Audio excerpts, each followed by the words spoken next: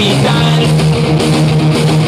Basta de basura keynesiana, ha llegado el momento liberal. Tenemos un líder y él es un gran referente que al Estado siempre logra incomodar. Javier Milei, futuro presidente. Javier Milei, el último punk. Siempre en contra de la presión tributaria. Siempre en contra de el último punk. ¡Viva la libertad! ¡Viva la libertad, carajo! En primer lugar, quiero dar las gracias a la Fundación Federalismo y Libertad por traerme de nuevo y permitirme seguir disfrutando tanto Error Tipo 2. Para aquellos que no lo sepan,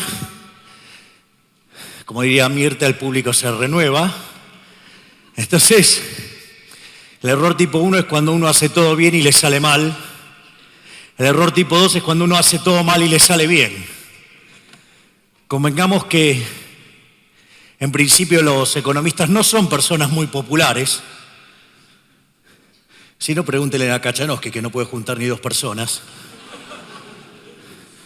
Ni que hablar de sus acólitos, más envidiosos todavía.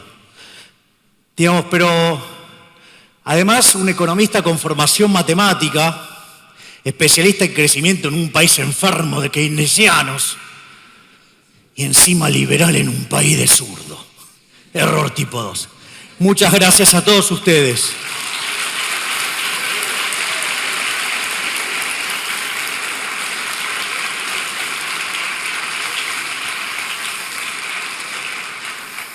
Lo que yo le voy a contar es lo que es mi historia de amor con las ideas de la libertad. Es una historia que tiene 3 capítulos. El primer capítulo, como todo economista, y que no era un pelotudo keynesiano, siempre tuve pasión por los datos. Y la verdad que la superioridad en términos cuantitativos del capitalismo era verdaderamente abrumadora. O sea, no había nada con qué darle. Aún así todavía pareciera que en la Argentina el muro se cayó y en lugar de aplastar a los zurdos, aplastó a los libres. Una cosa verdaderamente rara. Si hasta tenemos pelotudos pidiendo por reforma agraria. Casi que si estuviera todavía el muro de pie, ese pelotudo saltaría del lado del este. Tomá, Grabois, la concha de tu madre.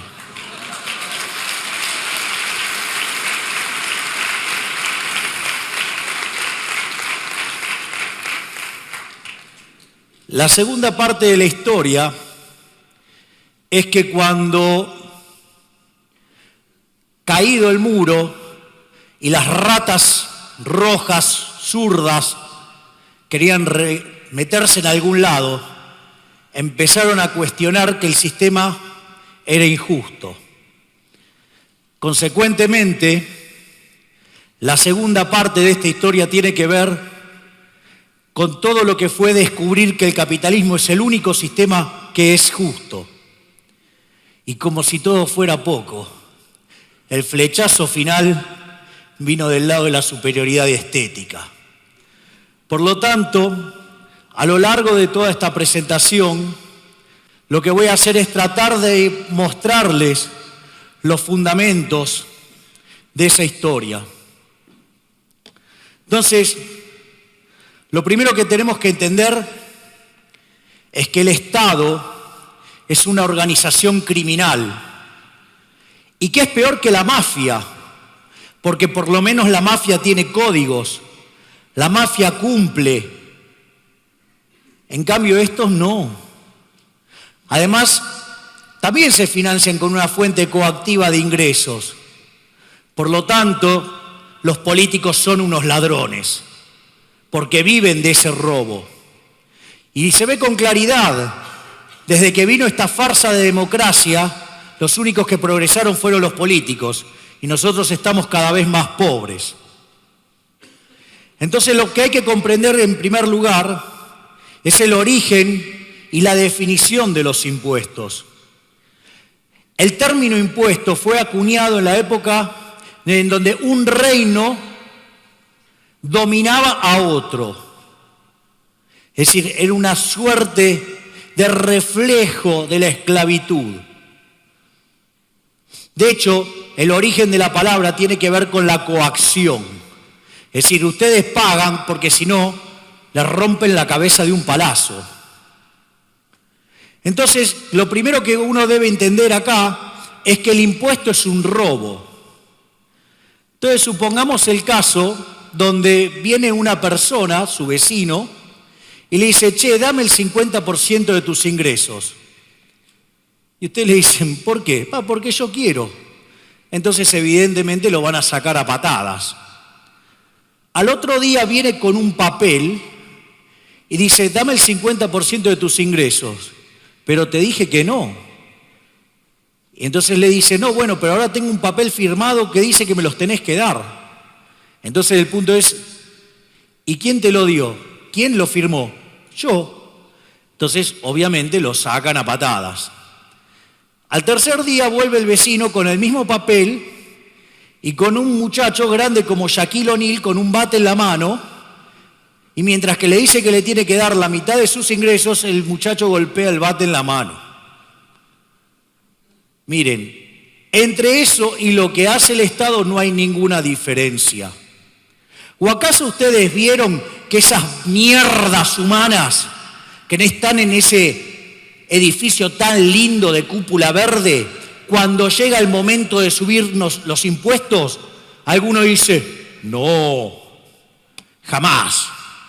Siempre, digamos, para votar, sacarnos plata del bolsillo, siempre están de acuerdo. Entonces, la realidad es que si además no pagamos, vamos presos. Entonces, lo que debería quedar claro es que efectivamente el impuesto es un robo. Después hay otra cosa que a mí también me subleva, me irrita, y tiene que ver con mis colegas. Cuando empiezan con eso de que el impuesto óptimo. Digo, verdaderamente parece una cargada. Si pudiéramos poner, porque vamos a hacer el equivalente, y me tienen podrido también, digamos, los economistas con sus funciones cóncavas para encontrar un máximo. ¿Máximo de qué? Entonces, el argumento, yo podría decir en cierta equivalencia, supongamos que estamos todos de acuerdo con el respeto de la vida. Y estamos todos de acuerdo que el asesinato es malo. Según estos hijos de puta, quiere decir que hay un nivel de tortura óptima. ¿Por qué no se van a la concha de su madre?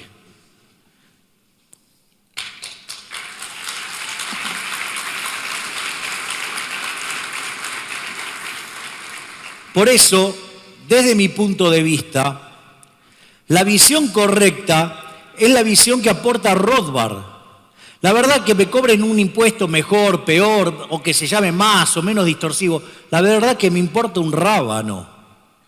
Lo único que me termina de importar al final del día es cuánta plata me queda a mí en el bolsillo. Porque ¿qué me importa el nombre del impuesto que le pongan si al final del día, digamos, o sea, será mucho más eficiente? A ver, para ponerlo bien ridículo, en el mundo neoclásico de derivadas, los impuestos de suma fija son óptimos.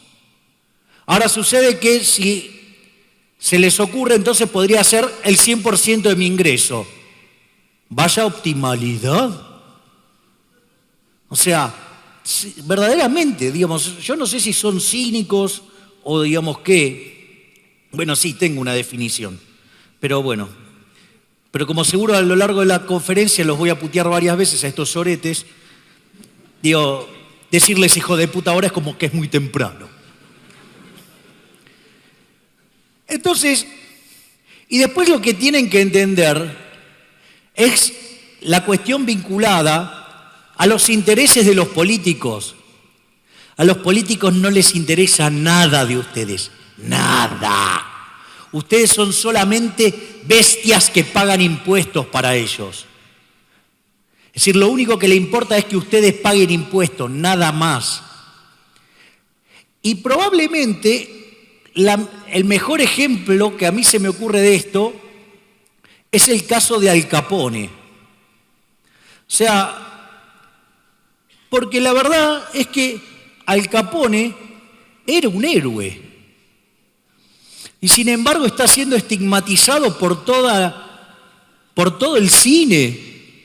Es más, son tan hijos de puta que le hacen películas en honor a Elliot Ness. Porque ¿qué era, digamos, básicamente Al Capone? Al Capone era un trader. Lo que pasa es que un día a un hijo de puta se subió a la poltrona y se le ocurrió que la gente no tenía que tomar alcohol. Entonces pusieron la ley seca. Evidentemente, ¿eso qué es lo que hizo? Creó una oportunidad de negocio y Al Capone la descubrió. ¿Por qué? Porque básicamente había gente que podía producir el alcohol y ahora, por culpa de la restricción, no lo podía hacer. Es más, se perdían puestos de trabajo. Y también había gente que quería tomar alcohol y no podía. Básicamente, ¿por qué? Porque estaba la ley seca. Entonces, ¿qué es lo que hizo Al Capone? Como todo trader, fue y le compró a los productores y se los vendía a los barrachines de Chicago. O sea, fíjense, mejoraba la calidad de vida de los productores, mejoraba la calidad de vida de los borrachines, todos felices. Pero claro, obviamente esa actividad era una actividad riesgosa. Y como Elliot Ness era muy eficiente, obviamente el negocio era muy riesgoso. Por ende, ¿qué requería? Altas tasas de retorno. Y claro, altas tasas de retorno en un negocio riesgoso acerca a gente peligrosa, que resolvía sus cuestiones a los tiros. Entonces el pobre Al Capone fue tildado de traficante, fue tildado de asesino, todo por culpa de una regulación estúpida. Ahora, ¿alguien se acuerda por qué fue preso? Por no pagar impuestos. Es decir, ustedes pueden ser asesinos, pueden ser traficantes, pueden ser cualquier cosa, pero no se metan con la de ellos. Acá la única vaca sagrada es el culo de los políticos.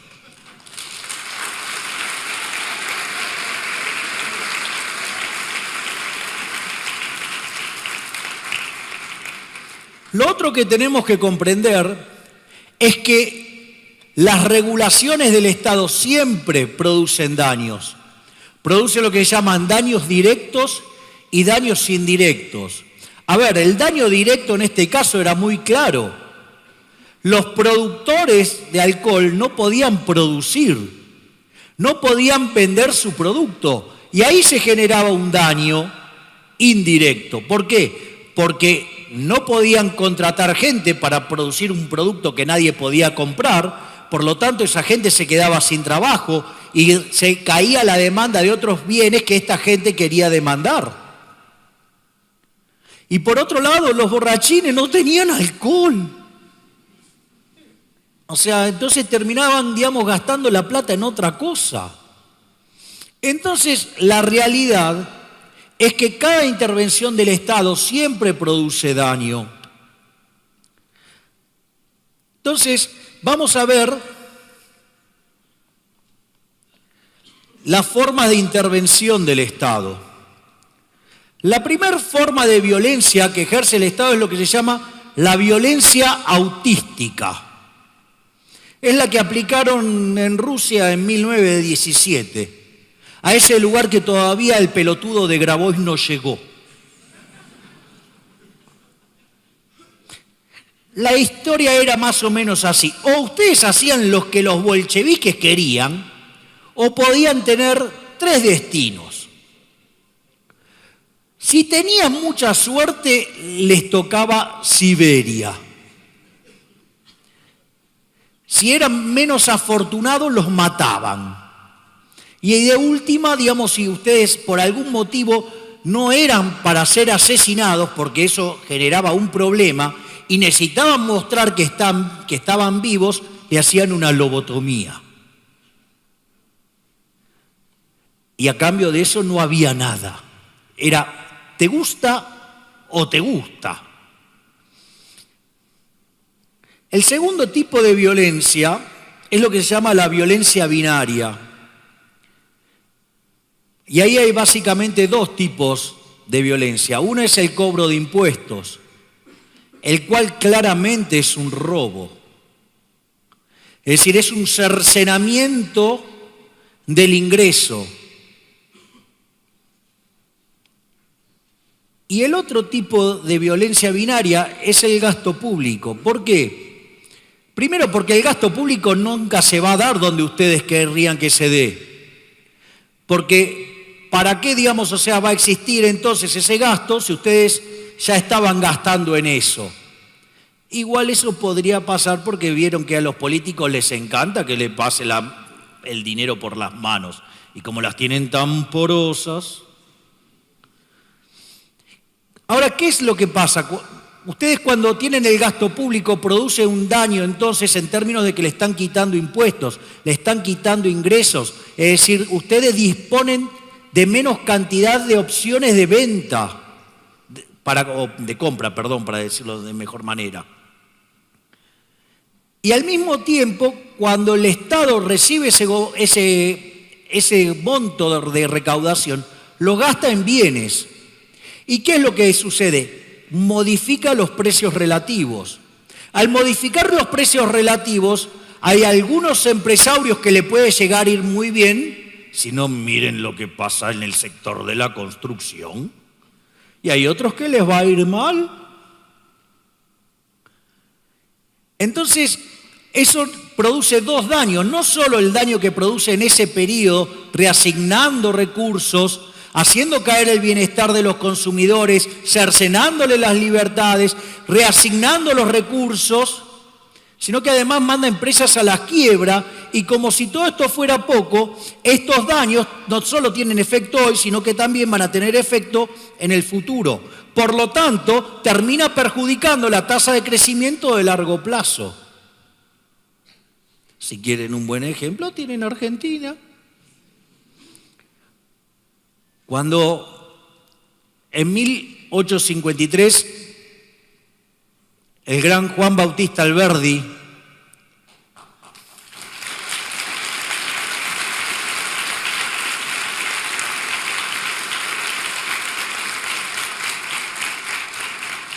ustedes se dan cuenta que este es un país de loco, ¿no?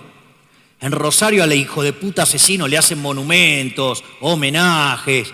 Digamos, cada lugar de mierda donde pisó ese hijo de puta, por poco hacen una fiesta. La casa de Alberdi acá es una placa en la pizzería. Por eso estamos cada vez peor. Entonces, básicamente, ese proyecto se puso en marcha a partir de 1860. Y luego de ser un país de bárbaros, en 35 años nos convertimos en el país más rico del mundo. Después, en la primera parte del siglo XX, oscilamos entre los 5 mejores. Después vino Irigoyen en el 28 y empezó a hacer todas las cagadas socialistas habidas y por haber, arrancando con la ley de alquileres, avanzando sobre los derechos de propiedad de los locatarios. Después vino el golpe y continuó haciendo macanas. Dentro de esas macanas creó esa basura llamada Banco Central de la República Argentina. Para que todas esas macanas a partir del 46 se llevaran a la enésima potencia. Bueno, hoy somos país número 65. Estamos entre los peores países de libertad económica y si no damos un giro hacia la libertad, como dice mi gran amigo Gustavo Lázari, me temo que mis hijos envidiarán el bienestar de Somalia.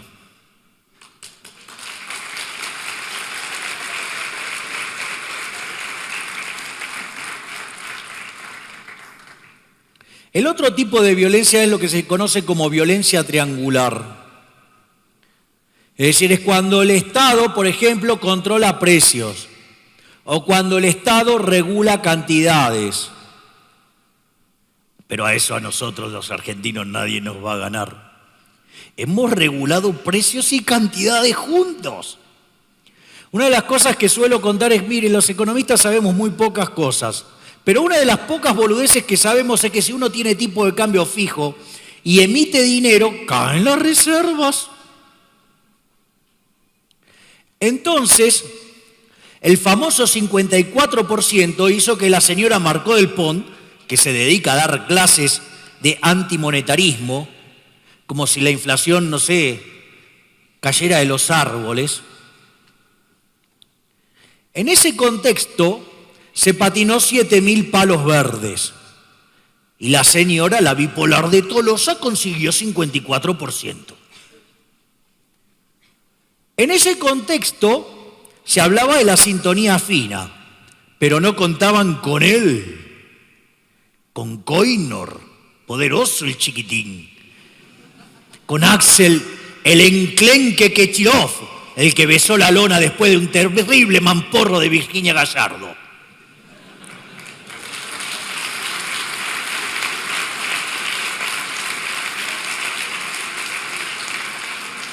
Entonces, al señor Axel Kichilov, un pelotudo de dimensiones colosales, que dice que la Unión Soviética se cayó porque no manejaban el Excel. Es decir, el muchacho ignora que junto a los Estados Unidos tenían los mejores matemáticos del mundo, podían mandar cohetes al espacio, pero según él no podían invertir matrices. ¡Qué pelotudo! Pero entonces, siempre a él le gustaron los controles y los tipos de cambios múltiples y todo. Y arrancaron con un par de tipos de cambio y con la diferencia entre el oficial y el paralelo de 10%. Así que imagínense cómo estamos ahora que tenemos 30. Veo que ahí ya no se ríen tanto. Pero, ¿qué es lo que pasaba? Entonces no solo controlaba el precio, sino que además controlaba la cantidad. Entonces se generaba un exceso de demanda en el mercado de divisas. Había gente que quería comprar a ese precio un montón y había gente que a ese precio no quería vender. Entonces, básicamente ese exceso de demanda de divisas se traducía en un exceso de oferta en toda la economía. Y eso significaba precios bajos para los bonos, esto es, altas tasas de interés. Eso llevaba a la caída del consumo y llevaba a la caída de la inversión, lo cual generaba un exceso de oferta en el mercado de bienes que derivaba en una caída de la producción per cápita. No solo eso, sino que además eso hacía caer la demanda de trabajo, motivo por el cual había un exceso de oferta de trabajo, por lo cual no solo se perdían puestos de trabajo, sino que además caía el salario real. Pero Axel Kichilov tiene solución para todos. En 4 años metió 1.400.000 empleados públicos. Entonces, ¿qué pasaba? El déficit fiscal era cada vez más grande. Como no lo podía financiar con deuda, lo financiaba con emisión monetaria. Y como esos pesos se querían ir del sistema y no podían, apareció un problema que se llamaba sobrante monetario, que llegó a ser 5 puntos del PBI o más. Y cada vez que ocurrió eso en la historia argentina, el resultado fue tremendo, porque cuando pasó en el año 59, soltar ese cepo, la inflación saltó del 20 al 120%, con caída de 6 puntos del PBI. Cuando pasó en el 75, en el Rodrigazo, una de las cosas que pasó fue que la tasa de inflación pasó del 30 al 180 y en el peor momento la actividad cayó 6%. Y eso fue lo que dejó. Es interesante porque esa bomba que parte estaba enmascarada en el dólar futuro, donde había 23.000 millones de dólares atrapados ahí, esperando salir a comprar dólares. Y les voy a contar una historia. Total, ya pasó un largo rato. Sturzenegger fue el único funcionario que se pudo tener una más o menos reunión razonable con el que era el presidente del Banco Central en aquel momento, que dejaba las reservas netas en terreno negativo, es decir, con lo cual tenía reservas prestadas que se las había patinado, y tenía de cash solamente 1.500 millones de dólares. O sea, nada. Y cuenta la historia que cuando Sturzenegger fue y le preguntó por la situación, las malas lenguas dicen que Vanoli le dijo: tenés 1.500 millones de dólares cash y tenés vencimientos por 23.000 millones a los 15 días que asumís. Bienvenido a la hiperinflación. El hijo de puta se levantó y se fue. Aviso porque ese pelotudo, hijo de remil puta, hoy sigue hablando sobre lo que hay que hacer. Es el mismo que dice que el peso es la soberanía. O sea, que para esos hijos de puta la soberanía es robarnos a cada uno de nosotros y rompernos el culo con la inflación. Increíble porque, digamos, Sturzenegger evitó esa catástrofe y aparecen los pelotudos y dicen: ay, mirá todo lo que acumuló de Levax. Sí, boludo, ¿qué querés que haga? Si Prat Guy le dijo: ay, el money overhead no existe. O sea, ¿ustedes qué creen que hubiera pasado si no hubiera sacado toda esa guita del mercado? Hubiéramos tenido una hiper del 500%. Es decir, este gobierno debería haber llevado sistemáticamente en andas a Sturzenegger. Sin embargo, lo echó. ¿Para quedarse con quién? Con Marcos Piña. Aparte, ese muchacho debe tener algún problema con los economistas, ¿no? Porque fíjense, cuando arrancaba el gobierno tenía a Melconian con un plan consistente y se quedó con el vendehumo keynesiano de Prat Guy. O sea que a Melconian lo cagó antes de arrancar. Después lo echó a Prat Guy, pero no por hacer mal su trabajo. Lo echó porque tenía alto perfil. Después lo echó a Isela Contrattini. Hizo bien su trabajo en aerolíneas. La echó.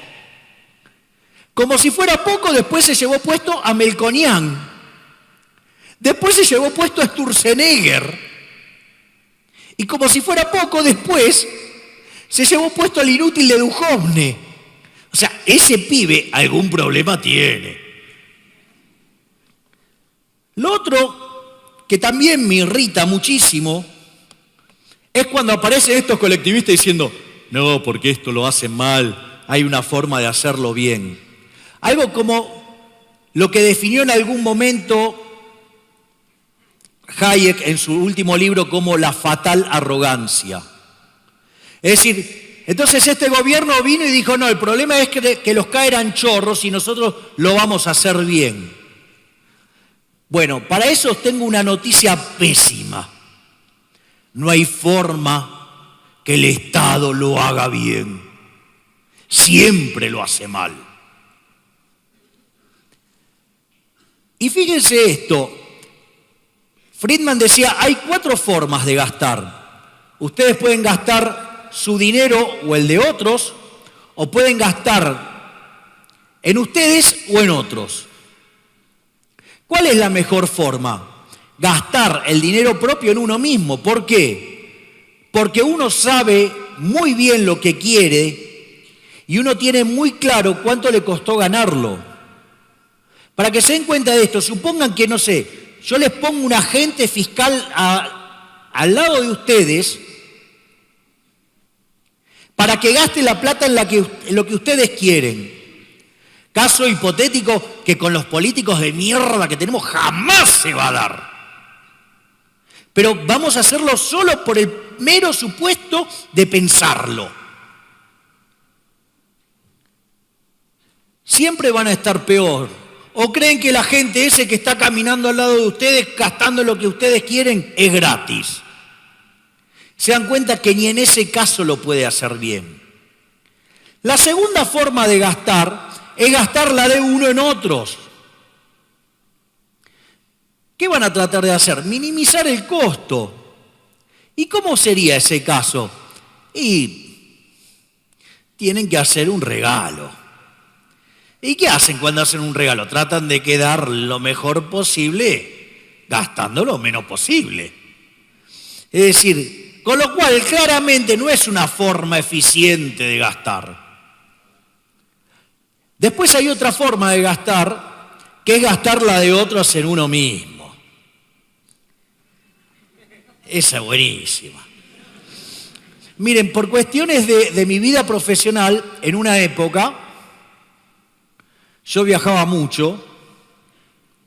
Después lo dejé de hacer porque, digamos, lo extrañaba tanto a Conan que no podía viajar. Entonces perdía peso porque no quería comer, lloraba. Imagínense ahora que tengo además a Murray, a Milton, a Robert y a Lucas. O sea, tengo un ejército de leones en casa. Ahora se me complica un poco más, pero la tecnología me permite verlos desde otro lugar también. Entonces, yo viajaba mucho y un día me encuentro en el aeropuerto con un director de una compañía. Entonces era buenísimo porque, claro, cuando llaman a embarcar, entonces me empezó a dar una cátedra de por qué él no viajaba ni siquiera en ejecutiva, viajaba en primera. Entonces me explicaba por qué. Yo escuchaba. Lo interesante es que, claro, era tanto lo que viajaba que llegó la época de vacaciones y me lo volví a encontrar.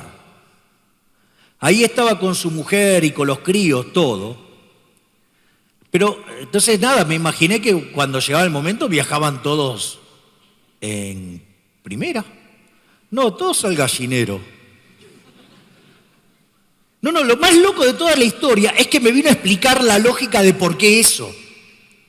O sea, evidentemente no había nada que explicar. Cuando, ¿saben qué?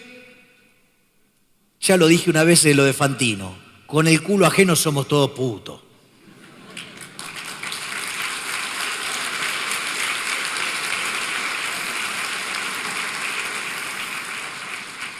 Ahora, habiendo analizado todo esto, está claro que hay una forma que es la peor de todas las formas de gastar, que es gastar la de otros en otros. Algo que se llama estado del bienestar y que debería llamarse estado del malestar. Es decir, no hay forma que funcione bien. ¿Cómo ustedes van a esperar que alguien que no es responsable de lo que está gastando, que no tiene que ver con su satisfacción, pueda funcionar bien? Va a despilfarrar, va a gastar mal. Siempre. ¿Quieren un ejemplo? El pelado Larreta. Mire, hay un montón de calles, por ejemplo, la de mi casa, que está hecha mierda. Pero él agarró Córdoba, que estaba impecable, y la hizo de vuelta. Porque el criterio estético que tenía que tener era otro. Porque había que hacer un carril de que no sé qué cosa. Entonces la hizo de vuelta. Lo peor de todo es que después cambió de criterio estético y la volvió a hacer. La pregunta es, si, pelado hijo de puta, si fuera con la tuya, ¿harías lo mismo? O sea, es más, cuando ustedes toman la crónica de la época, era toda una gloria haber agrandado la calle Corrientes. La ciudad de Buenos Aires está atestada de autos y es la chica. Me imagino que debe estar buscando la reelección para después volver a agrandarla. Un día, estaba en el programa de Mirta y dije que no lo soportaba la Reta de tan keynesiano que era. O sea, ¿qué hacía? Rompía las calles de noche y las hacía de día, ¿para qué? Para que vieran que hacía obras, en lugar de devolvernos los impuestos. Así que qué bueno. Pero otra cosa que me irrita mucho es cuando hablan de la corrupción. Con el tema de los cuadernos, todo el resentimiento, toda esa basura zurda que les cuelga un montón, salió a la luz. Y los zurdos empezaron, porque ahora son los empresarios los que van a pagar. A este tema no me llamaron muchas veces para discutir. Fui 2 o 3 veces y me sacaron del mapa. Porque mi hipótesis o mi argumento es que la corrupción es inherente a la existencia del Estado. Nadie pudo superar la prueba del ácido, que si ustedes quieren y tienen respuesta, la acepto. Y es, si la obra pública fuera cero, ¿cuánto se podría pagar de coimas por obra pública? Exacto. O sea, no se podría pagar nada. O sea, sin obra pública no habría coimas por obras públicas. Entonces me dicen, no, bueno, pero en el sector privado hay. Sí, puede haberla, pero el mismo proceso de mercado la limpia. Porque ¿cómo funciona? Suponga que ustedes tienen en una empresa un empleado infiel que coimea con un proveedor. Entonces ustedes terminan pagando por ese bien más caro de lo que corresponde. Por ende, ustedes tienen menos rentabilidad que la que tendrían que tener. Esto quiere decir que podría aparecer otra empresa y podría ofrecer el mismo producto a un precio más bajo, o al mismo precio un producto de mejor calidad, o un producto de mejor calidad a un mejor precio. Por ende, ustedes irían a la quiebra. Es decir, el sistema de libre mercado lo que permite es que los ineficientes mueran. Por lo tanto, o ustedes se ocupan de que no haya corrupción dentro de su empresa, o van a la quiebra. En cambio, en el sector público la vida es mucho más divertida. Claro, si ellos se financian con una fuente coactiva de ingresos, hagan las cosas bien o hagan las cosas mal, siempre tienen ingresos. Es más, fíjense cómo se van acomodando. Miren la mierda esa del abortero Lipovetsky, ¿sí? que era diputado. Y bueno, entonces como las cosas le empezaron a salir para atrás, ¿qué hicieron? Le hicieron un downgrade. O yo creí que él, como dijo que él era diputado y que esto y que el otro, y que él podía volver al sector privado, cuando yo lo traté con justa razón de parásito en el programa de Intratables, motivo por el cual, después no me habló más. Ay, no sabe lo triste que estoy.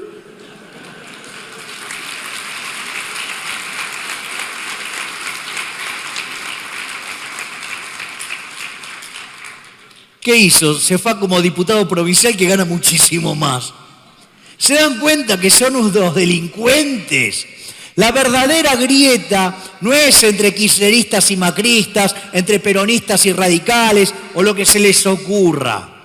La grieta es entre la mierda de los políticos, parásitos inútiles, sociópatas, que quieren hacernos creer que nosotros no servimos para nada si no fuera por el tutelaje de ellos, cuando en realidad son ellos los que no pueden vivir sin nosotros, y nosotros los que nos rompemos el orto laburando para financiar la joda de estos hijos de puta. Por ejemplo, el sorete de Gerardo Morales, ¿no? Un tipo que cuando estaban faltando ingresos fiscales dijo, bueno, las retenciones del 10%, la verdad que son bajas, deberían ser un poquito más altas, por ejemplo el 20%. Hijo de puta, tiene como 30, digamos, familiares en el Estado. ¿Por qué no arrancás haciendo patria y echás a 6 de esos parásitos? No, eso no, Y el hijo y un familiar tiene el monopolio de producir cannabis en Argentina. Vamos. Entonces, ¿por qué, digamos, es inherente a la existencia del Estado? Porque como tiene una fuente de ingresos coactiva, el sistema es cerrado, no tienen incentivos a hacer las cosas bien. Entonces, ahí aparece ¿quién? Aparece la figura del empresario. ¿Qué es un empresario? Es un empresario que descubre que es mejor negocio entongarse con el político chorro que servir al prójimo con bienes de mejor calidad o mejor precio. Son muy fáciles de detectar. Cuando se discute el tema de la competitividad, son clarísimos. Miren, cuando usted discute competitividad, si el empresario en cuestión está hablando de bajar impuestos, ese es empresario. Cuando pide protección, ese es un empresario, ese es un chorro, ese es un hijo de puta, ese habría que dejarlo quebrar. Y después aparece otra familia dentro de los empresarios, o ya la versión más perfeccionada, que es el empresucio. ¿Cómo vendría a ser un empresucio? Básicamente se licita una obra, supongan una ruta, porque hoy estoy creativo. Entonces ustedes licitan una ruta, el empresario la cobra toda y no la hace. Ese es un empresucio. No sabe el poder milagroso que hace sobre esa gente. O sea, estaban muertos y se levantan. Y como si todo esto fuera poco, una de las cosas que sucede es que los empleados públicos se dan cuenta que tocando un botón pueden mandar a una quiebra a la empresa. Yo recuerdo todavía en la época del kirchnerismo, Kicillof como loco gritándole a Roca por el precio de la chapa, es decir, por la empresa Ternium, antes Siderar, antes Omisa. Entonces le dijo que él, si quería, bajaba una palanca y lo hacía quebrar. Todo porque no vendía el acero al precio que a Koiner se le cantaba el traste, que según sus estudios de alto manejo de Excel deberían dar. ¿Cómo quiere que termine esto? Va a terminar mal. Entonces, hay otra fuente de estafa, que es el Banco Central. Obviamente volvemos a la discusión de la inflación y el impuesto óptimo. Ya vimos que no existe, digamos, el nivel de tortura óptima. O si existiera es cero. Pero es interesante, ¿no? Porque hasta hace poco a mi colega Diego Giacomini y a mí nos trataban como locos por querer eliminar el Banco Central. Y lo interesante es que estaban todos ahí masturbándose con la política monetaria óptima y que este y que el otro. Después ya vieron que la cosa estaba más jodida, entonces empezaron a hablar de la posibilidad de volver a la convertibilidad. Pero claro, si ya la quemamos la convertibilidad, entonces todos empezaron a hablar de dolarizar. Esto quiere decir que si Alberto Fernández llega al gobierno con pelotudos como Vanoli, Culfas, Kicillof, Álvarez Agís, digamos, o la propia, digamos, esta chica Vallejos, diciendo que en realidad no es un problema las necesidades de recursos para el fisco, si total puede imprimir todo el dinero que quieren. ¿Saben qué? Mi sueño de cerrarlo lo veo cada vez más cerca.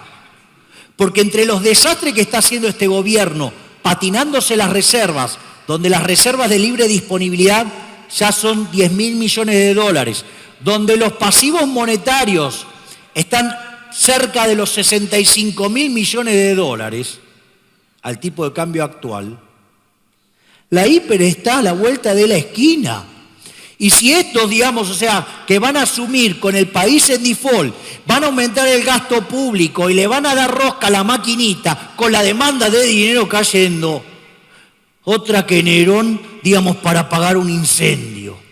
Es como ir directamente con, digamos, los tanques de nafta directamente. O sea, va a ser una cosa colosal.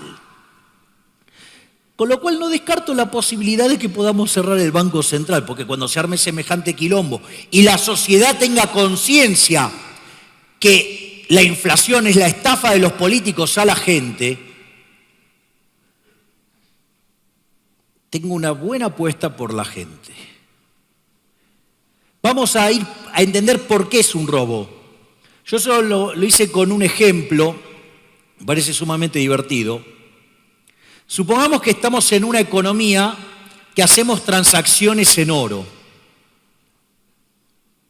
Entonces, sucede que yo descubro la forma de convertir plástico en oro. O sea, ¿qué sería? Un estafador, un chorro. Pero Dios, lo hago a la perfección, casi nadie se da cuenta, salvo yo. Entonces, ¿qué hago? Agarro ese oro falso y lo meto adentro de la economía. Cuando hago eso, ¿qué va a pasar con el precio del oro? Al haber más oro, el precio del oro cae. Es decir, que todos los precios expresados en unidades áureas suben. Kicillof, la recontra tenés adentro. La inflación es siempre y en todo lugar un fenómeno monetario.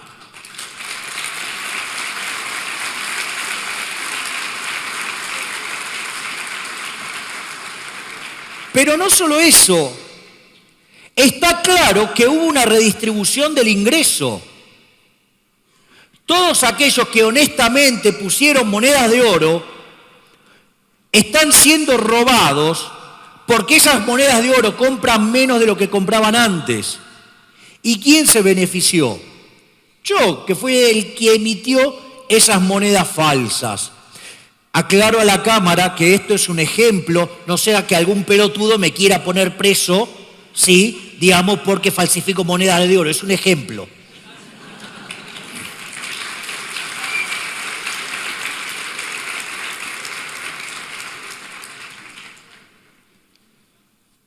Entonces, ¿quién es el que puede falsificar idénticamente igual la moneda? ¡El Banco Central! Miren si no tenemos motivos para ir a ponerle una bomba. O sea, créanme, voy a ser el último presidente del Banco Central y voy a terminar con la inflación.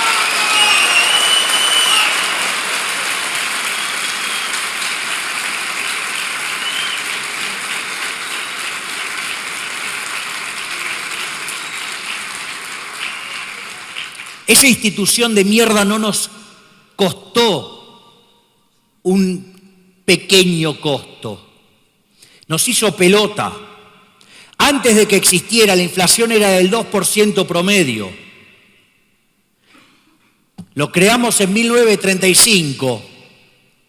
Y para que vean cómo la clase política se recicla, ¿saben quién era el que defendía la creación de esa mierda en el Congreso? Porque estaba el golpe, pero seguíamos teniendo Congreso. Antes los golpes se hacían de otra manera. A ver si les suena este nombre, Federico Pinedo. Ese pelotudo que cada vez que salía el dato de inflación es por acá. No sé ahora qué dirá, por dónde carajo es.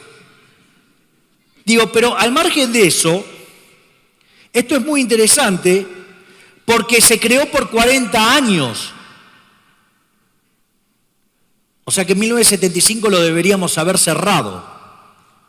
Pero fíjense esto, interesante. en los primeros 10 años, el Banco Central, que era mixto, la tasa de inflación saltó al 6%. Después vino él. Ah, bueno, ahora.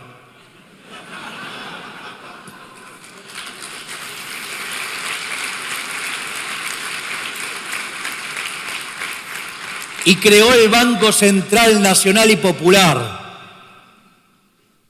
Entonces nos prometieron un camino al cielo, todo de papel moneda, con lo cual se hizo mierda. Quedamos todos hechos pelota.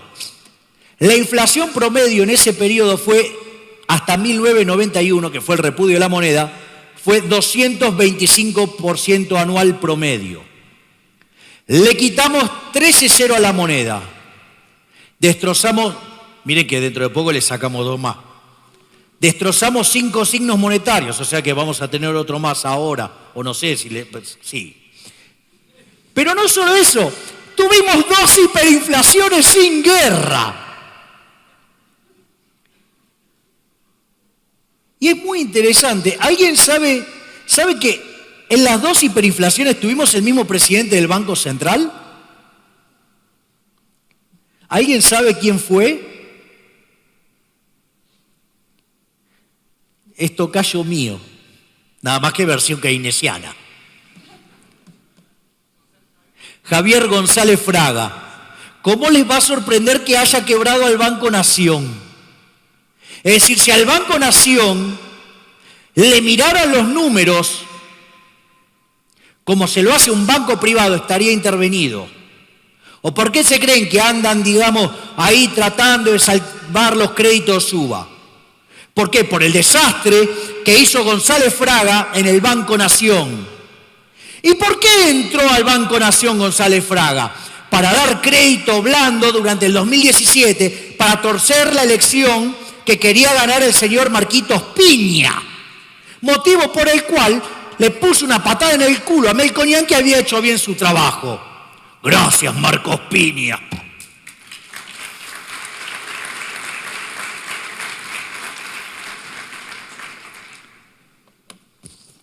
Ahora,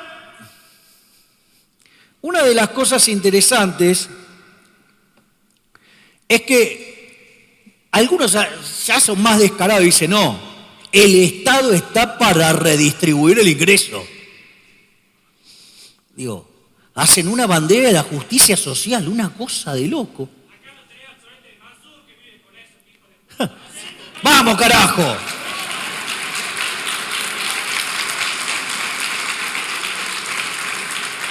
Entonces, esto es una presentación muy larga, voy a hacerlo más fácil con 2 ejemplos. Para ver el rol de los intercambios voluntarios en la distribución del ingreso. Entonces, a mí siempre me gusta contar el caso de un pibe peticito, es argentino, rosarino, vive en Barcelona. Y el pibe la rompe toda. Juega al fútbol como los dioses, o sea, Messi. Una de las cosas que pasan es que todos los clubes se dan cuenta que si lo tienen a Messi van a ganar todo. Entonces, ¿qué pasa? Todos los clubes pujan por tenerlo a Messi. Como Messi no tiene un pelo de boludo, ¿qué va a hacer? Y va a jugar para quién, para el que le pague más. Entonces Messi agarra y les dice, bueno, yo pago por aquel que me entregue la recaudación del mes. Es decir, 2 estadios. Eso implicaría que para poder contratar a Messi alguien tendría que estar dispuesto a duplicar el precio de las entradas. Los únicos que están dispuestos a hacer eso son los catalanes y Messi termina jugando en el Barcelona. En ese contexto empieza la temporada y el Barcelona les pega un baile a todos, una cosa impresionante. Baile de acá, baile de allá, digamos, les gana a todos. O sea, es más, le pega un bruto baile al Madrid, lo golea. A punto tal que sale campeón invicto y van y le festejan en paños menores allá por Madrid. O sea, una fiesta total. Ahora, cuando ustedes termina el año, ¿Qué es lo que van a ver en la distribución del ingreso? Va a estar Messi multimillonario, después van a venir los jugadores del Barcelona y los dirigentes del Barcelona, después van a venir todos los españoles y después van a venir los catalanes. No va a faltar el pelotudo que diga, mirá todo lo que gana Messi, mirá todo lo que gana el decil más bajo o el quintil más bajo. ¿Qué tiene de malo eso? ¿O acaso todos no consiguieron lo que buscaban? ¿Acaso los catalanes no se dieron el gran gusto de bailarle la cara a los madrilistas? ¿Qué tiene de malo? ¿O acaso tiene la culpa Messi que en las cuentas nacionales no ingrese toda la alegría de los catalanes por haber salido campeones? Entonces, digo, no tiene nada de malo esa sociedad. Todos los intercambios fueron voluntarios, cada uno consiguió lo que quería. Es decir, todos están contentos con lo que tuvieron. Ahora vamos a otro caso. Supongamos que subo a un colectivo con mi amiga Cristina Elizabeth, la bipolar de Tolosa, la morocha. Entonces, subimos, vamos y nos sentamos en el fondo. Obviamente ella se sienta a mi izquierda. Pero como estamos en el fondo, también tengo lugar a la derecha. Recuerden que soy libertario, liberal libertario. Entonces, ella está muy comprometida con la justicia social, la redistribución del ingreso. Y en eso sube un señor con un traje y tenía en los bolsillos que reventaban de plata. Y esa situación a ella la ponía tremendamente violenta, le parecía tremendamente injusto, todos unos secos. Obviamente que en lo referente a ella es un ejemplo, obvio. Digamos, pero al margen de esa situación, ella se pone furiosa y no le importa que ese hombre, digamos, se había endeudado y estaba con la plata justa para ir a pagar la operación de un hijo que si no se le queda ciego. A ella le molestaba que había ahí mucha plata ahí. Entonces, ¿qué hace? Toma ese palo que tienen los colectivos para fijarse si está bien de aire las gomas, se lo pone en la cabeza y le dice, o me la das toda o te rompo la cabeza.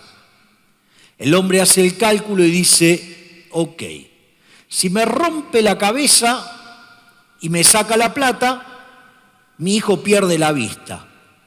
Si por lo menos me deja vivir, puedo volver a tratar de hacer algo para conseguir la plata. Entonces se la da. Entonces ahí Cristina, con toda la torta, la reparte igualitariamente entre todos. Es decir, no se le da por comprar zapatos de suela roja y los paga mucho más caro en Nueva York porque los quiere pintar de negro. No usa carteras súper caras, no se le ocurre tener un emprendimiento hotelero que es financiado con una empresa pública de aeronavegación. Qué creativo estoy hoy, por Dios.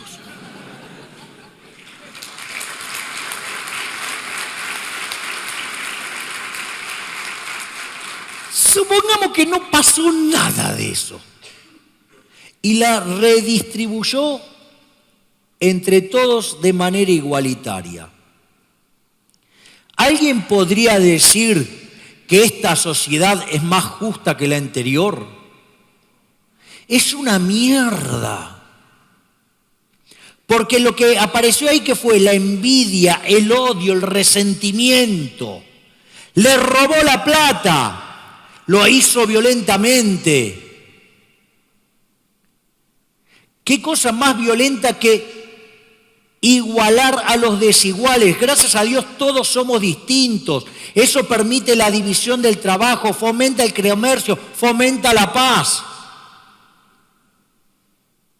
Mientras que del otro lado es un régimen violento y asesino.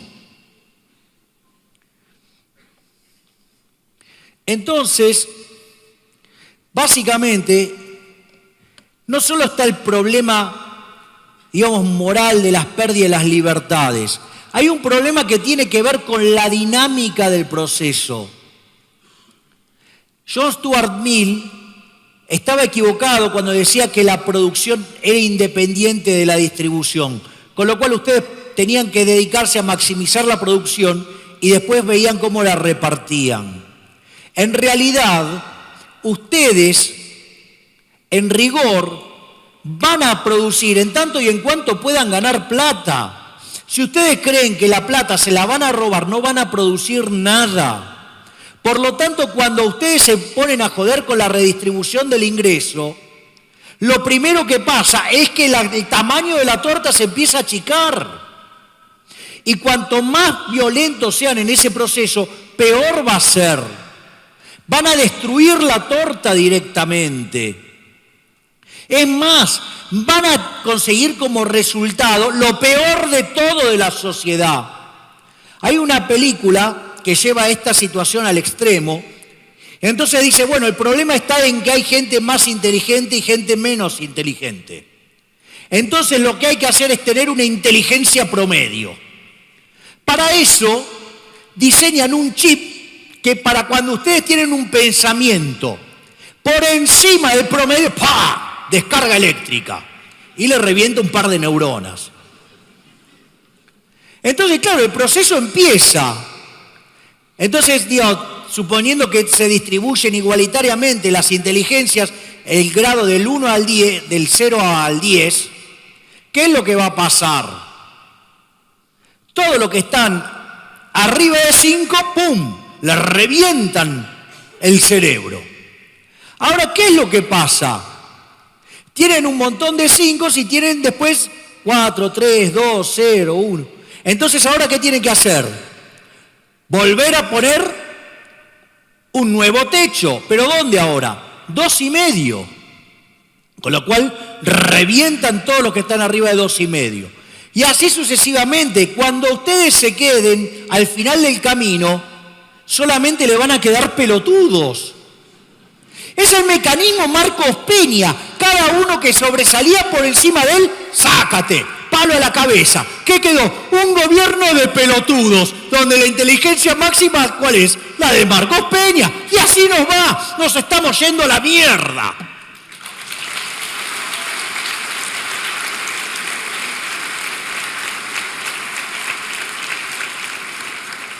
Pero hay otro tema más, es el tema dinámico. Porque cuando ustedes castigan al exitoso, porque ¿qué es lo que hay que entender? La retribución de un factor viene dado por el precio de mercado, donde ingresa la escasez, donde ingresan las preferencias y la productividad. Es decir, si ustedes generan un producto muy apetecible y son productivos, se llenan de guita. Pero ustedes solamente pueden ser exitosos en el capitalismo sirviendo al prójimo con bienes de mejor calidad a un mejor precio. Es decir, que aquel que es exitoso en el capitalismo es un benefactor social, es un tipo que hace de la vida algo mejor para todos. Pero no, estos hijos de puta son tan hijos de puta que prefieren perder la libertad antes de ver brillar a otro ser humano. Son mierdas humanas.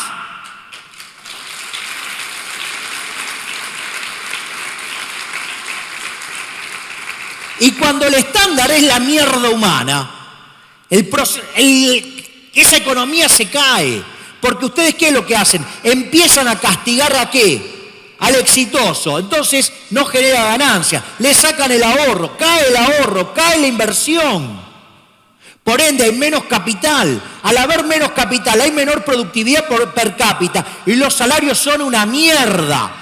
Entonces ustedes cuando dicen, no, bueno, cuando está la discusión de las tarifas en Argentina son más baratas, no solo que en Europa, son más baratas que en toda América Latina, pero el problema es que no las podemos garpar porque somos pobres.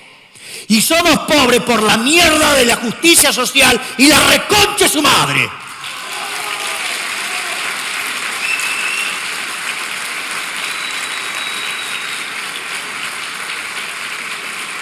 Ustedes se fijan, ¿qué dicen los datos? que aquellos países que son más libres son más ricos. No solo eso, fíjense, en el decil más bajo, es decir, los más pobres, están 11 veces mejor que en el país reprimido. Pero el ingreso del decil más bajo es más que el doble que el ingreso promedio del país reprimido. Y como la distribución del ingreso sigue el formato de una chi cuadrada, una log normal, es una distribución donde la mediana, el valor que más se repite, está por debajo de la media, quiere decir que el 70%, 80%, en promedio 75% de la población vive con menos del ingreso promedio. Es decir, que aquel ciudadano que vive en el país libre, aún siendo el último orejón del tarro, está muchísimo mejor que aquel que vive en el país reprimido. Esa es la realidad. Como dice el dicho, es mejor ser cola de león que cabeza de ratón. Pero eso no termina ahí. Yo recuerdo a una persona que me decía, vos proponés un sistema que quiere a la gente pobre. Entonces yo le dije, agarré el iPad y le dije, mirá, los datos dicen otra cosa. Ella me hizo una respuesta muy inteligente, que era, los datos no importan. Lo único que importa es lo que piensa uno.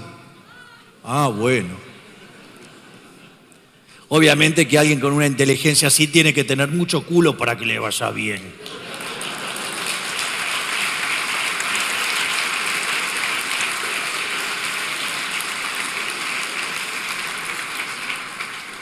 Si ustedes se fijan, en los países más libres hay 25 veces menos de pobres.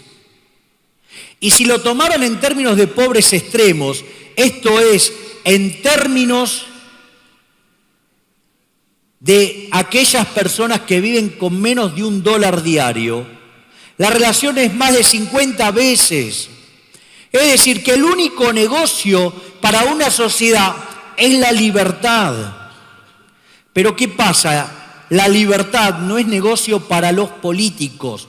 Ustedes tienen que comprender que un político es ética y moralmente inferior al ladrón vulgar. ¿Por qué? Porque cuando ustedes van por la calle y se topan con un ladrón, Dios quiera que no le pase, el ladrón vulgar por lo menos da la cara, los enfrenta, toma riesgos, puede ir preso, salvo que esté Zaffaroni. En cambio, el político se esconde detrás del aparato represivo del Estado, con lo cual ni siquiera da la cara. Es más, fíjense esto, supongan que ustedes van caminando, viene el chorro, los afana, los deja literalmente en traje de Adán.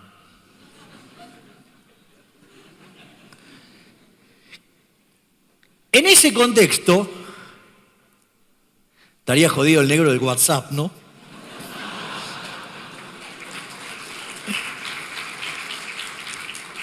Entonces, en ese contexto,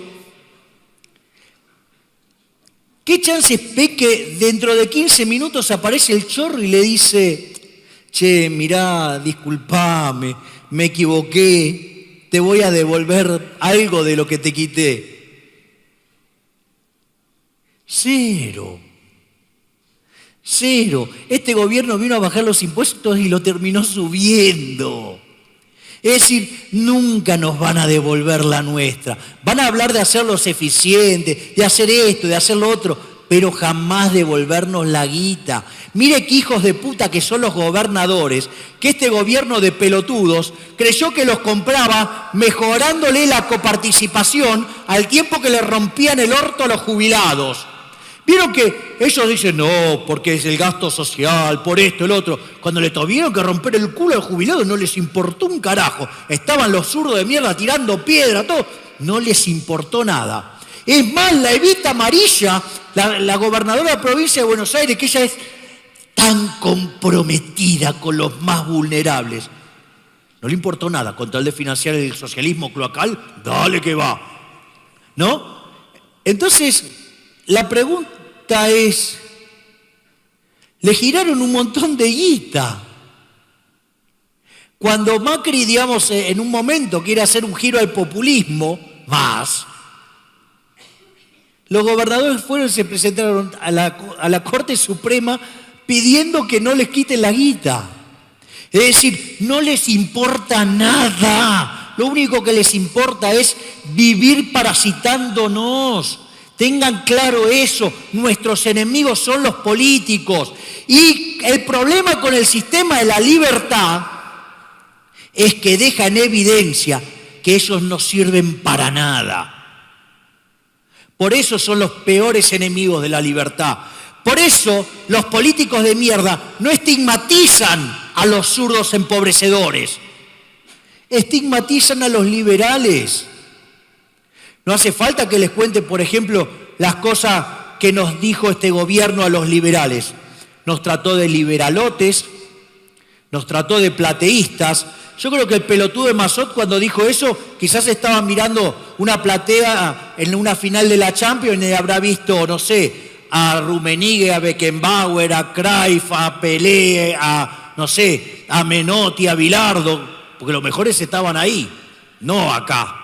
No el pelotudo ese de Sebastián Pena, que cuando hizo la 125 se equivocó en el pasaje de término. Digo bien, ese Sebastián Pena, Rodrigo Pena, ¿sí? Es el mismo que estaba con Lustó con la 125.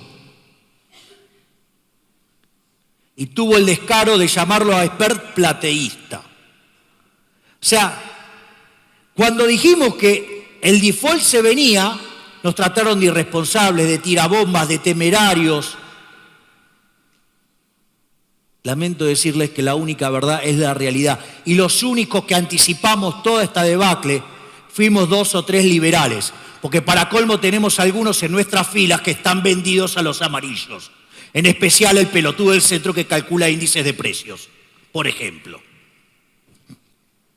Y su amiguito, el Zorrino, también. Para que quede bien claro quién es quién acá. Entonces, una de las cosas más complicadas es cuando dicen, no, pero miren, hasta la gente vive más. Se me había olvidado esta filmina. O sea, hasta vivimos más. O sea, el sistema de la libertad hace que la gente viva más.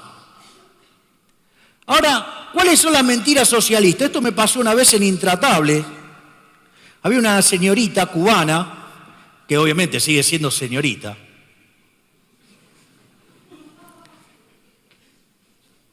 y decía, no, porque el sistema capitalista genera pobres. ¿Ahora? A mí me parece que en los últimos 200 años la pobreza se cayó como calzón de puta hambrienta. Miren, eran 95%. En ese momento vivían en el planeta Tierra 1.000 millones de seres humanos. Hoy viven 7.250 millones y tenemos 5% de pobres. Zurdos, la tienen adentro.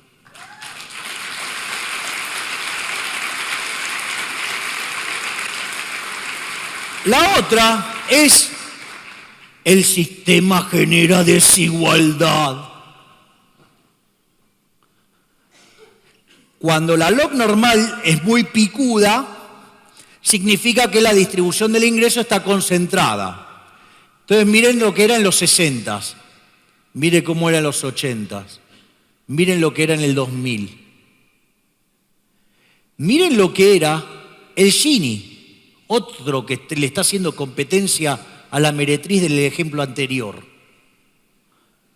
Pero vamos a hacer trampa como les gusta hacer a los zurdos. ¿Ven cómo está acá la distribución del ingreso? Que está cada vez más aplanada. ¿Cómo hace trampa un zurdo? Le cambia la escala del gráfico. Entonces se lo muestra así. Entonces ahí se ve como muy desigual. Eso era en el 2003. Miren cómo estaba en el 2011. ¿Me acompañan? Zurdos, la recontra tienen adentro.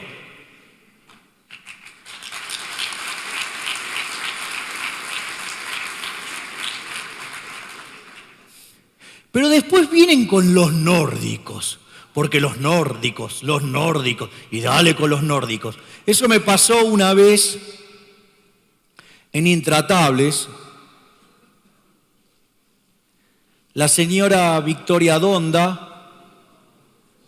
en un momento, me dijo los nórdicos. Entonces le dije, ¿vos sabés cómo funciona la economía de los nórdicos? Le dije, ¿sabés cómo, por ejemplo, funciona el sistema de salud? No, ella no sabía de educación, no sabía nada. Porque, ¿qué es lo que pasa? Ustedes piensen en la mierda de políticos que tenemos, ¿no? O sea, son una manga de parásitos que lo único que les importa es cobrar impuestos. Entonces, claro, ven las tasas que tenían los nórdicos, llámese Suecia, antes de quebrar a fines de los 80, tenía 75% de presión fiscal. Y claro, esta manga de onanistas, 75.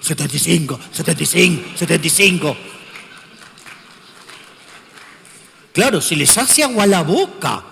Lo que no se dan cuenta es que Suecia quebró y tuvo que hacer reformas pro mercado, ¿sí? Y hoy tiene 40% de presión fiscal.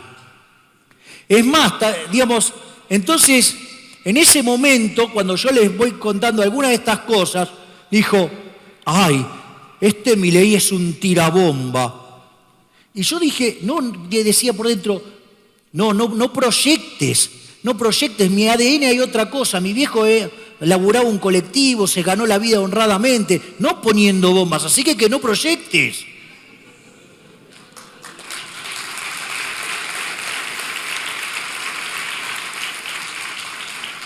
Qué interesante, ¿no? Las indemnizaciones que se llevaron los tirabombas y los boludos que laburan nada.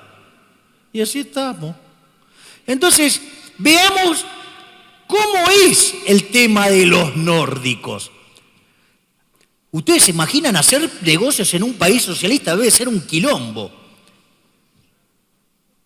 Dinamarca está tercero, Noruega está octavo, Suecia 10º, Finlandia 13, Islandia 23, Argentina 144. Bueno, me imagino que esa no es la parte a Donda que le gusta de esto. Bueno, a ver, vamos a ver. Hay que recontraproteger el mercado de trabajo, no se puede echar a nadie, hay que meter derechos, porque la sociedad requiere derechos. Países que no hay indemnización y salario mínimo. Noruega, Dinamarca, Suecia, Islandia, Finlandia. ¿Esos qué son? Porque esos yo creo que son, digamos, nórdicos, ¿no? A ver, vamos con libertad económica.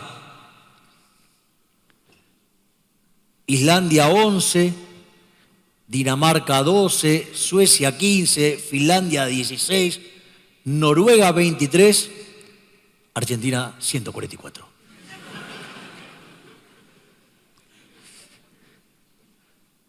Estamos jodidos porque no mapea, la historia no mapea. Es más, cuando usted discute con un zurdo de mierda, o sea, el zurdo típico, ¿no? Digo, no hay de otra característica. Digo, yo creo que... Mejor vamos a dejar pasar este ejemplo. Dios, si el club de los penes cortos es fuerte, imagínense lo que tenía en este ejemplo. ¿Ustedes todos saben el club, digo, por qué llaman los socialistas el club de los penes cortos? Digo, porque ¿quién carajo va a clamar por el pene promedio? El que la tiene chiquita, el que la tiene grande no anda pidiendo amputación.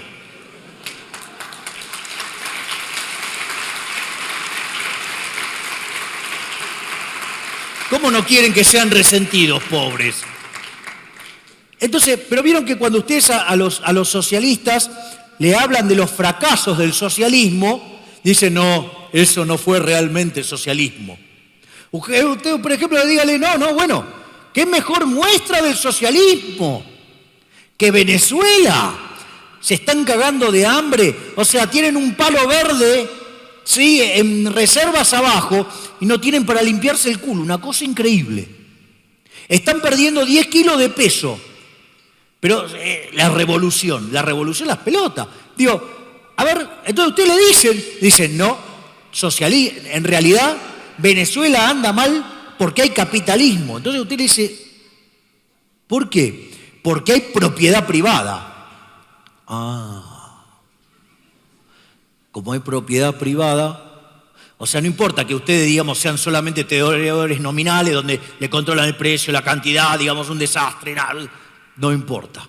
Hay propiedad privada, con lo cual es culpa del capitalismo. Venezuela no es socialismo. Cuba no sé cuál es la excusa que tienen, qué sé yo, digo, o Corea del Norte, esos paraísos que nos ha traído el socialismo. Entonces, es interesante porque uno podría mirar, entonces le dice, ¿cuál es el buen ejemplo de socialismo? Los nórdicos. Pero si están muy bien en términos de libertad económica, entonces, no, porque esos son índices cocinados. Ok, entonces, bueno, vamos a mirar la propiedad. Entonces, por ejemplo, qué buena toma esa.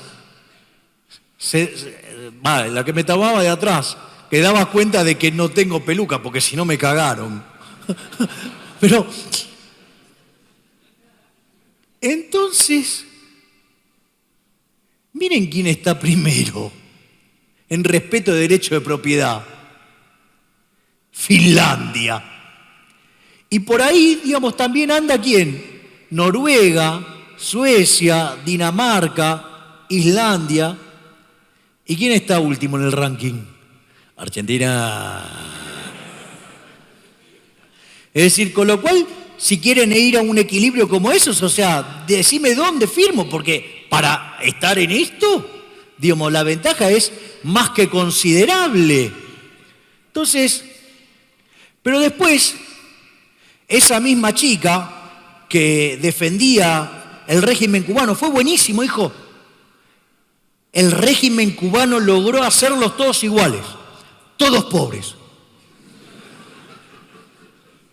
Por eso yo le ofrecí pagarle el viaje a Cuba, de ida. Nunca me lo aceptó.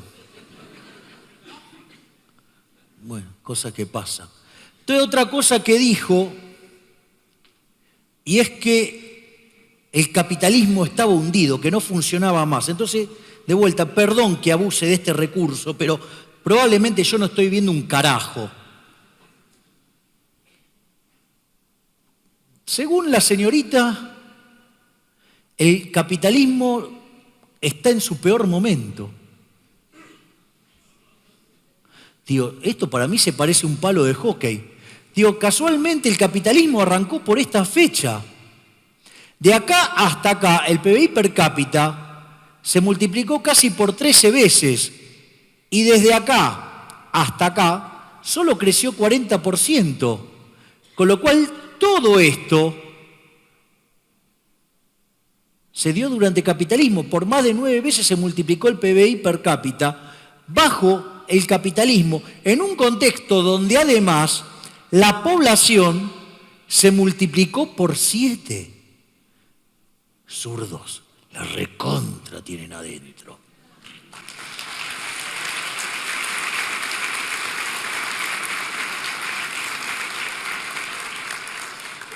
Entonces aparecen los tipos como Piketty, que dicen que no, que el capitalismo se va a derrumbar la tasa de crecimiento. Motivo para el cual, digamos, hay que prohibir los billonarios, hay que afanarle la guita. Él está desesperado con afanarle la guita a la gente. Un chorro. Entonces vamos a ver si se está cayendo a pedazos, como dice Piketty. Es decir, si cortamos los datos de una manera distinta a la que él los corta. A la luz del formato que tiene esa curva que vimos, a mí se me ocurrió este formato para cortarlo. Por ejemplo, parece razonable decir que hubo un antes y un después del capitalismo. Entonces, hasta el 1800, ¿cuánto crecía el PBI per cápita? 0,02%. ¿Qué es lo que hace Piketty? Agarra este número, que es desde el 1800 hasta el 2000, ¿y qué pasa? Como el número se compone de un 0,65 en el siglo XIX y 1,58, lo que dice es, promedia 1,1, estaba abajo, pasó arriba y ahora tiene que venir abajo. Todas las cosas que dice Piketty son todas proyecciones. Que dicho sea de paso, ¿sí? Javier Sala y Martin le hizo la estimación utilizando qué hubiera pasado en el siglo XX acorde al método de estimación de Piketty. Y daba una cosa, digamos, no sé, como 7 veces más bajo, un papelón. Entonces, me parece que hay que cortar, aparte el siglo XIX, fíjense que la tasa salta 33 veces casi. Y también, digamos, pueden cortar el siglo XX. Entonces, en la primera parte del siglo XX el mundo creció el 1,6, en la segunda 2,10, y ahora el mundo viene creciendo al 3 per cápita. Ahora, es interesante porque hay estudios sobre la segunda mitad del siglo XX que muestran que prácticamente se subestima el crecimiento en 1,25 per cápita. Esto significa que no solo que el mundo en la segunda parte creció al 3,35, sino que hoy está creciendo al 4,25. Y es interesante eso porque ignoremos que esta aceleración que está mostrando el mundo en su tasa de crecimiento, a pesar de la crisis subprime y todos los efectos colaterales, si no hacemos nada, no mejoramos nada, mantenemos el ritmo que tenemos hasta ahora de 4,25, si uno agarrara la calculadora y hiciera 1,0425 y lo elevara a la 100, le va a estar dando que a lo largo de un siglo vamos a estar multiplicando el PBI per cápita por 60 veces. Es decir, que en un siglo, este siglo que el surderío de mierda lo ve tan oscuro, que los pelotudos del estancamiento secular ven todo hacerse mierda, el mundo va a haber logrado 4,7 veces más de lo que logró en 20 siglos. ¿Me pueden acompañar? Zurdos, la recontra tienen adentro.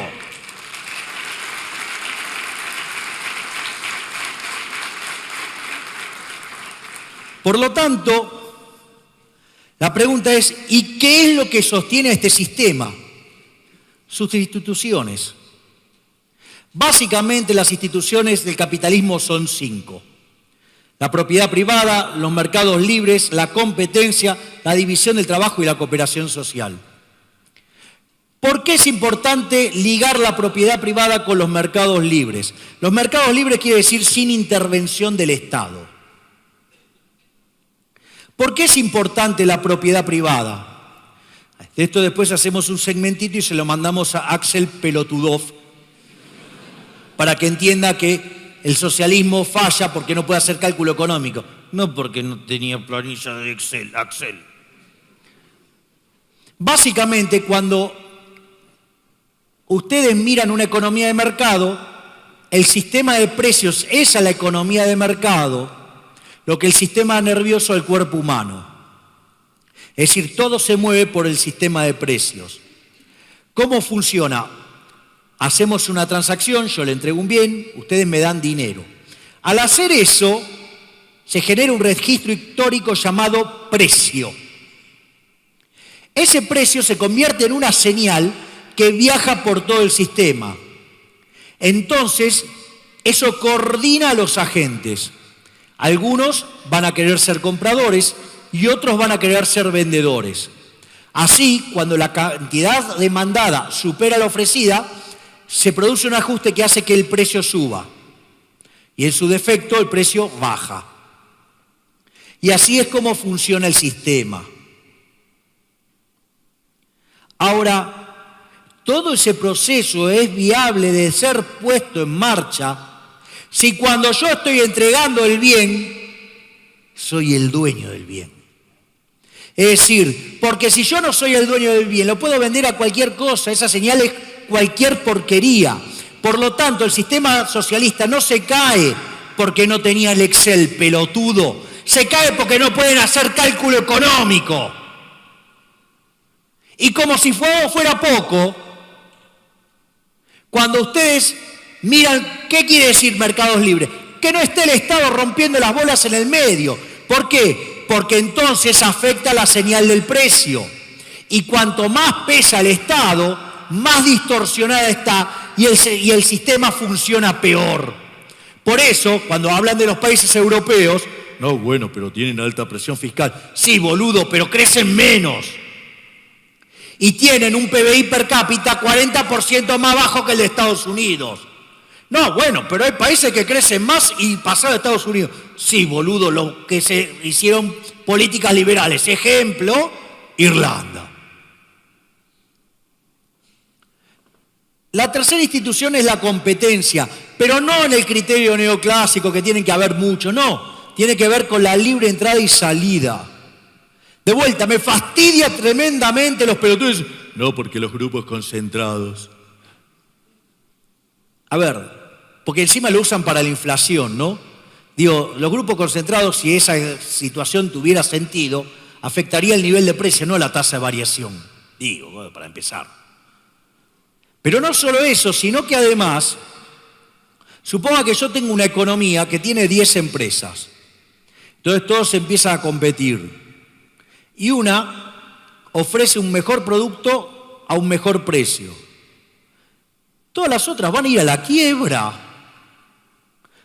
Por ende, ese tipo no es un malvado, es un benefactor social. Estos tarados no entienden nada. La otra que trabaja con la quinta es la división del trabajo. Es decir, afortunadamente y gracias a Dios somos todos distintos. Y eso lo que permite es la división del trabajo. Y al permitir la división del trabajo, ustedes se ven obligados a cooperar socialmente. Es decir, yo puedo odiarlos a ustedes, pero necesito que ustedes compren lo que yo produzco, porque si no voy a la quiebra. No por nada Bastiat decía que donde entra el comercio no entran las balas. ¿Por qué? Porque si ustedes dañan al otro, se están autoinfligiendo un problema. Viven peor. ¿Qué hizo la Comunidad Económica Europea para que se dejaran de matar entre ellos? Lo único bueno que hicieron, el mercado común. Y tener una moneda única para evitar los desastres monetarios. Entonces, división del trabajo y cooperación social van de la mano. Ahí me fastidia cuando los zurdos dicen, no, bueno, lo que pasa es que ustedes creen la teoría del derrame. No, boludo. Por eso yo siempre les desafío, decime dónde está la teoría del derrame. Porque en realidad, si hay derrame para los dos lados. Y por otro lado, a un empresario exitoso no se le derrama nada, porque si se le derramara sería ineficiente e iría a la quiebra. Es decir, me tienen podrido con las falacias del hombre de paja. Critican algo que ni siquiera conocen. Entonces, llegamos a la última parte. En el fondo, no solo somos superiores en lo productivo, no solo que el sistema es el único sistema justo, sino que además es estéticamente superior. Miren lo que es Nueva York, miren lo que es la isla cárcel, parece un queso gruyere. O sea, la única forma de encontrar algo lindo en Cuba es con cosas del pasado. Pero no es solamente eso. Yo por cuestiones de trabajo tuve que conocer lo que eran empresas públicas de la ex Unión Soviética. Y los edificios eran cuadrados, oscuros, sin ventanas, y les puedo asegurar que no se animarían a entrar a un baño. Pero no solo eso, sino también miren lo que eran los autos que tenían. Tenían, fíjese, el Lada. El Lada era como una suerte de Fiat 1600, pero más feo. Se ríen porque saben que es verdad. Pero además funcionaba peor. Y tenían que pasar años para tener uno y años si se llegaba a romper, cosa que pasaba regularmente. ¿Cuál era el otro auto que tenían? El Dacia. El Dacia era como una suerte de Renault 12, pero más feo. En cambio, del otro lado, ¿qué tenemos? Tenemos la Ferrari, tenemos el Lamborghini, tenemos la Maserati, tenemos el BMW, tenemos el Mercedes-Benz, tenemos el Rolls-Royce, tenemos el Bentley. Es decir, no hay con qué darle. O sea, nosotros tenemos teléfonos celulares impecables. Yo me imagino que, digamos, en la isla cárcel se comunican con un piolín y 2 vasitos a cada lado. Es decir, por lo tanto, digamos, el sistema no solo es mejor en lo productivo, es mejor también estéticamente, pero como si todo eso fuera poco, la superioridad del sistema es moral. Porque mientras que los valores del socialismo es la envidia, el odio, el resentimiento, el robo, el trato desigual frente a la ley y el asesinato, porque donde se aplicó ese sistema generó más de 100 millones de muertos, o sea, con lo cual es un sistema asesino. Nosotros creemos en la libertad, creemos en el respeto irrestricto del proyecto de vida del prójimo. Sí, creemos en la propiedad privada, creemos en los intercambios libres, creemos en la competencia, creemos en la cooperación social, creemos en la división del trabajo y solamente se puede ser exitoso sirviendo al prójimo con bienes de mejor calidad, a un mejor precio, es decir, son benefactores sociales, todos contribuimos desde nuestro interés general, particular al interés general. En definitiva, ¿saben qué? La libertad avanza, zurdos de mierda tiemblen. ¡Viva la libertad!